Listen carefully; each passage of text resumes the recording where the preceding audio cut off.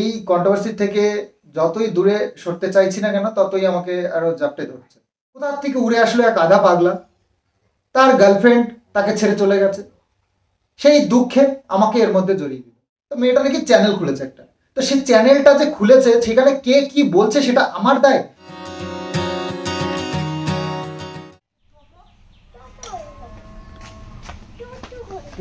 কোথায় টোটো করে?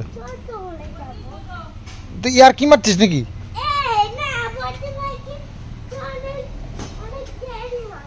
এই বর্দার বাইকে বলে দেরি হয়, দেখছো? এই জঙ্গলে এদিন নাম, নাম আগে নাম, নামো তুমি নামো। না ওটা নেওয়ার কোনো দরকার নেই, নোংরা। একদিন টোটো একদিন বাইক, ইচ্ছে মতন নাকি? কোনটা উঠাবে? উঠিয়েছে উঠিয়েছে, তুমি চলো। না নামবে না, ওটা ঠিক আছে, ওর কথা মতন চলবে, তাই না? একটুখানি মানুষ আর লাইটটা বন্ধ করে সব কিছুতে মাত্র বলি। শুভ সকাল বন্ধুরা, তোমরা কেমন আছো? শীতের সকালগুলো কেমন কাটছে? নতুন নতুন সকাল, মানে সরি, নতুন নতুন শীত পড়েছে। আর আর এই যে সুন্দর রোদ্দুর, বুঝেছো তো? একদম শীতের দিনে একদম অসাধারণ অসাধারণ। তো এই সকালবেলা ঘুমের থেকে উঠে ব্রাশ করার থেকে শুরু করে মানে এই রোদ্দুরেই সারা দিনটা কাটে। তো যাই হোক, শীত তো এখনও সেভাবে কিছু পড়েনি, তবু আর কি এই শীতের আবহাওয়া আসলেই যেন এই রোদ্দুরটার খুব মানে ভালো লাগে। শিউলি ফুল কিন্তু এখনও আমাদের গাছে কন্টিনিউ পড়ছে, তবে পরিমাণে অনেকটাই কম। আগে তো পুরো নিচটা একদম ভর্তি হয়ে যেত, এখন তো গুনে গুনে পড়ে। কুকুরের বাচ্চাগুলো এই যে রোদ্দুর পোহাচ্ছে, না ডিস্টার্ব করবো না, মা হচ্ছে এখানে রোদ্দুর পোহাচ্ছে। এই পাউরুটিটা সেদিনকে এনেছিলাম, তো এখনো খোলা হয়নি, পরশু দিন। তো আজকে যেহেতু ব্রেকফাস্টের জন্য খুব ভালো লাগে, ভালো হয় আর কি। 4টে রুটি, চলো একটুখানি সেকে খেয়ে নিই। ওমা, তোমার জন্য রুটি সেকবো? হ্যাঁ চলো, একসাথে করবো। বাবু তো খেয়ে দিয়েই গেছে।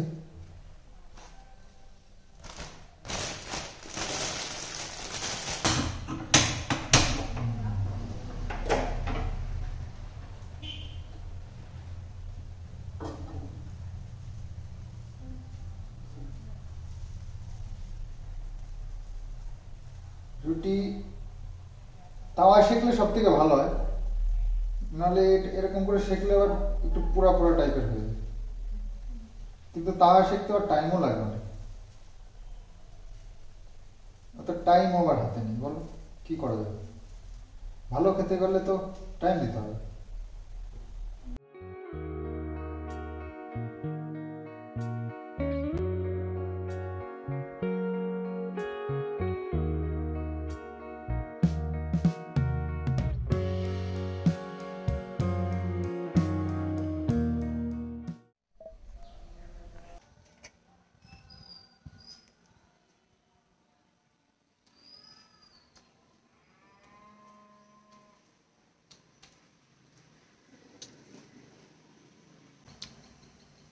আমাকে বললো বানাতে, আমি বানিয়ে বসে আছি। কোথায় গেল কি? মা এই নাও।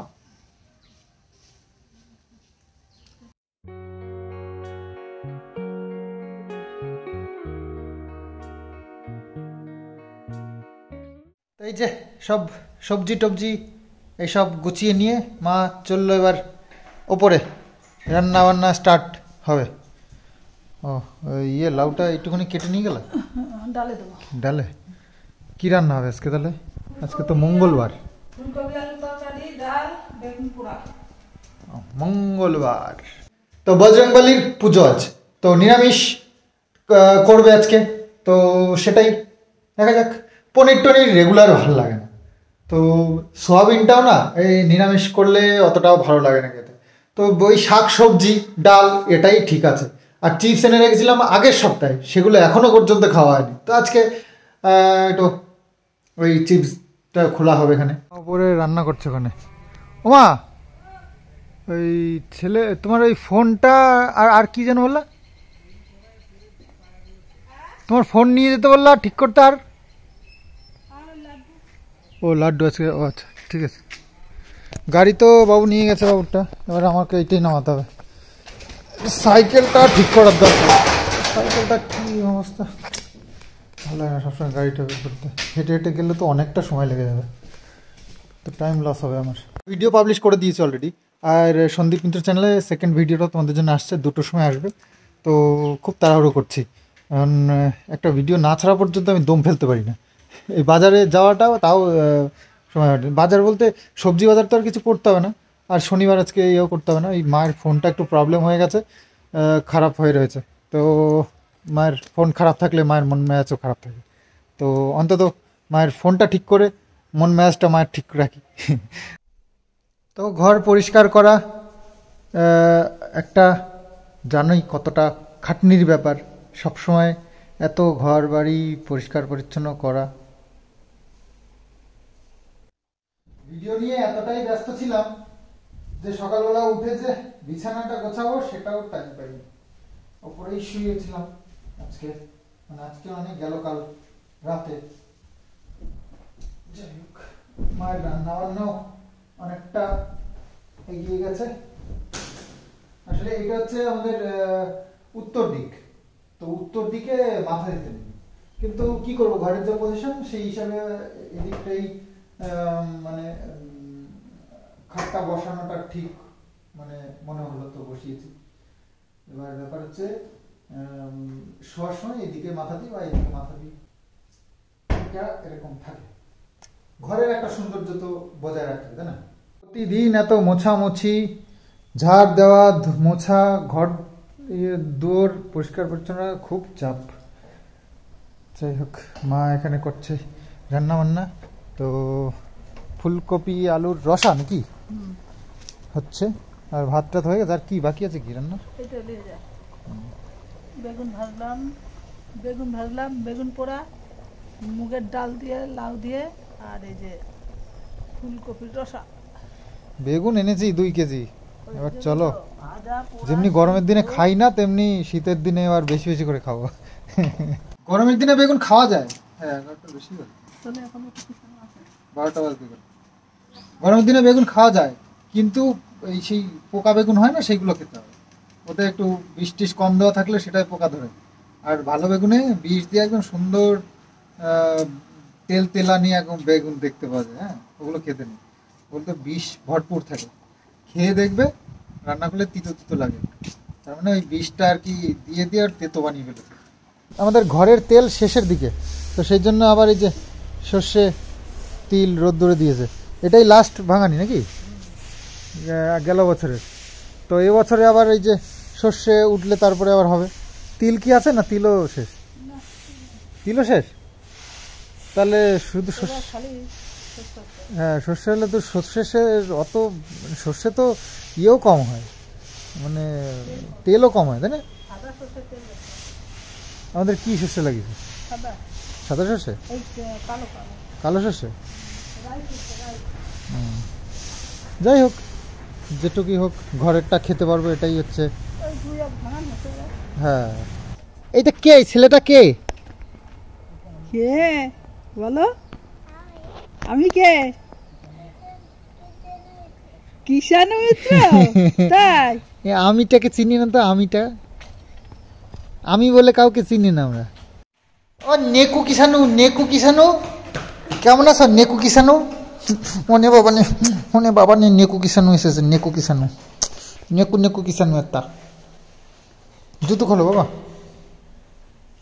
মোজা কোথায়? মোজাটা কি করেছো? ব্যাগে লেগে দিয়েছি। কেন?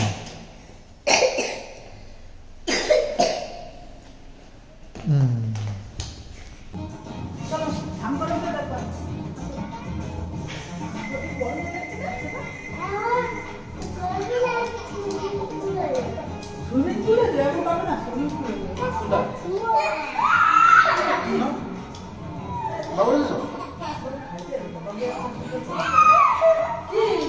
পেয়ারা মাখা করবে দারুন কাসন ভয় লাগে লবণ লঙ্কা এটা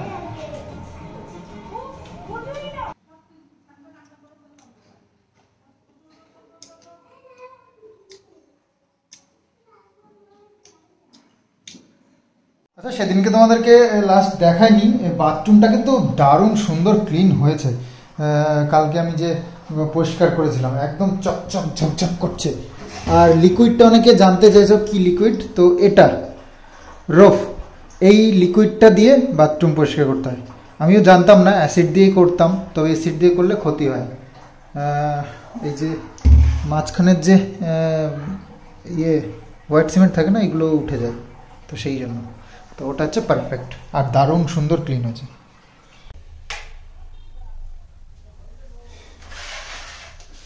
তো আজ তো মঙ্গলবার তো পুজো আজকে আমারই দেওয়ার দিন তো স্নান করে চলে এসছি আর এই যে নতুন একটা গেঞ্জি লাল কালারের এটা আজকে পরলাম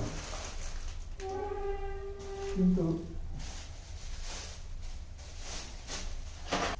ফুল এখন আস্তে আস্তে কমে আসছে তো এই জন্য দেখতেই পাচ্ছ আসনে ফুল কম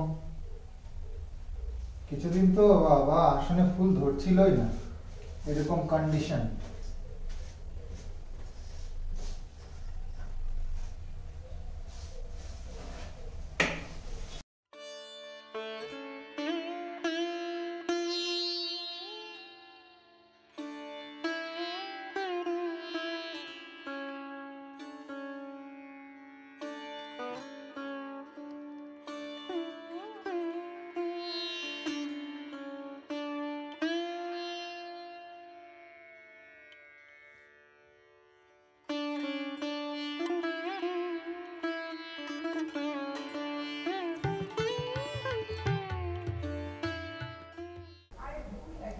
চিপস কোথায় হ্যাঁ তো আমাদের ঘরের চাল রান্না করেছে মা আজকে তো একটু একটু কালো কালো এসছে তবে একেবারে খারাপ নয় যতটা মনে করেছিলাম যাই হোক একটু খেয়েই দেখি তো এসব চালে টেস্ট বেশি হয় রাইস মিলের চালের থেকে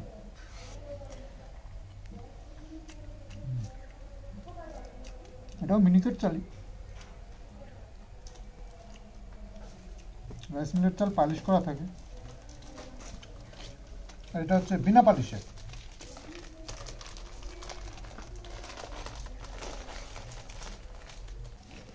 বেগুন পোড়া বেগুন ভাজা বুঝতেই পারছো বেগুন বেশি করে এনেছি আর আমাদের ঘরের চাল আর ফুলকপি আলুর ডালনা রসা আর এটা হচ্ছে মুগ ডাল লাউ দিয়ে আর সাথে চিপস যেটা ভুলে গেছিলাম বাবু স্কুল থেকে এসে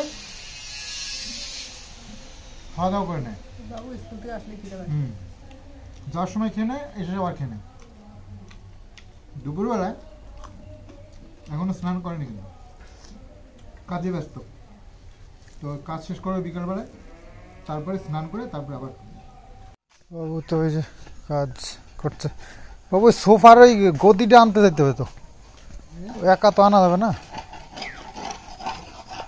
হাত কাটি গেছে আবার নাকি কি করো প্রতিদিন হাত কাটি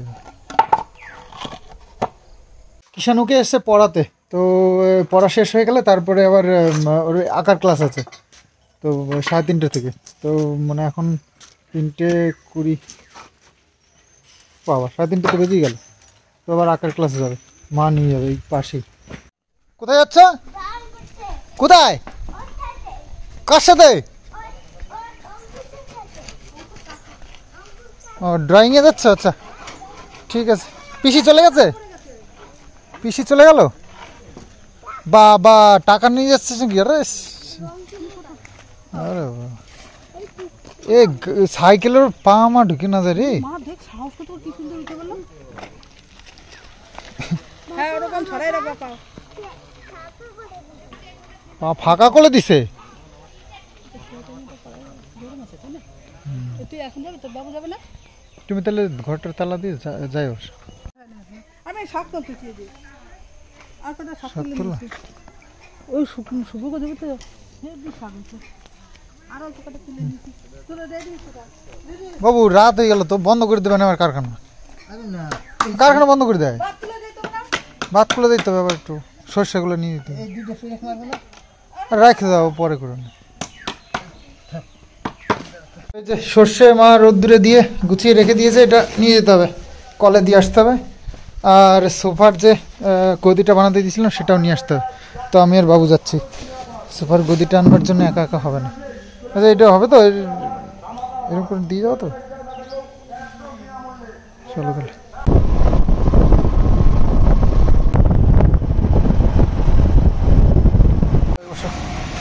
সর্ষেটা এখানে দিই।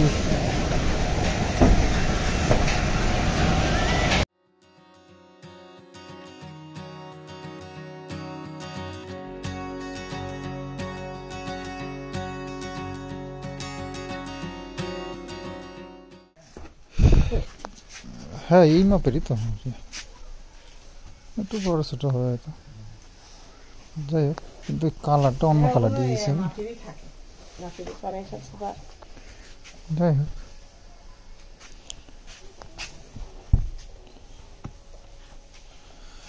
তো প্রচুর সোফা বানিয়ে এখানে রেডি করা যায়, কারখানা তো।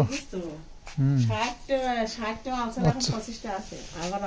ও চলে গেল না? প্রচুর সোফা বানানো আছে নানান রকমের।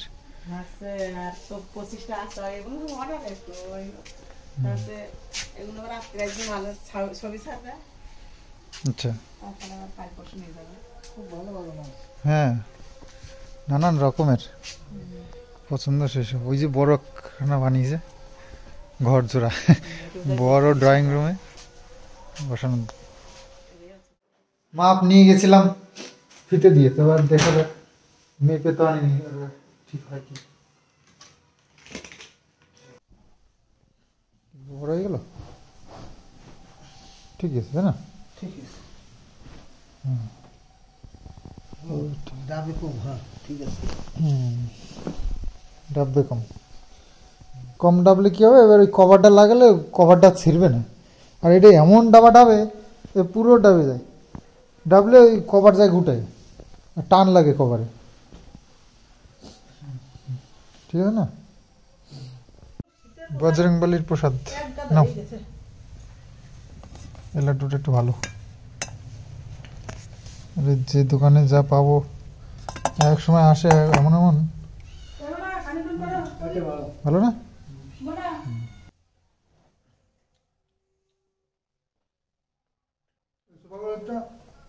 উঁচু হয়ে গেছে।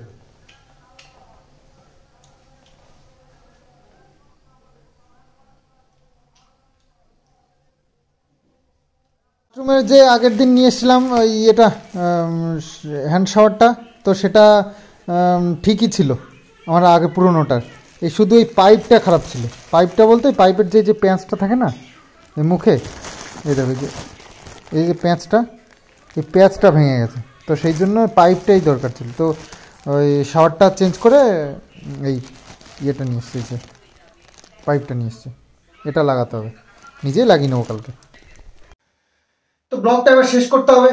আর দেখো সোশ্যাল মিডিয়ায় যেহেতু রয়েছি, চারিদিকে ফলো রাখতে হয়, অটোমেটিকলি চলে আসে ইনফরমেশন, তো সেইভাবে রাখতেও হয়। তো কিছু কিছু ব্যাপারে না ভীষণ খারাপ লাগে, তো সেই জিনিসগুলো যতই অ্যাভয়েড করতে চেষ্টা করি, সেগুলো মনে হয় যেন এর অ্যান্সার দেওয়াই উচিত, না দিলে এরা আমাকে মানে এতটা নিচে নামাচ্ছে, এতটা ভুল বুঝছে, তো সেই জায়গায় এটা মাঝে মধ্যে বলারও খুব প্রয়োজন।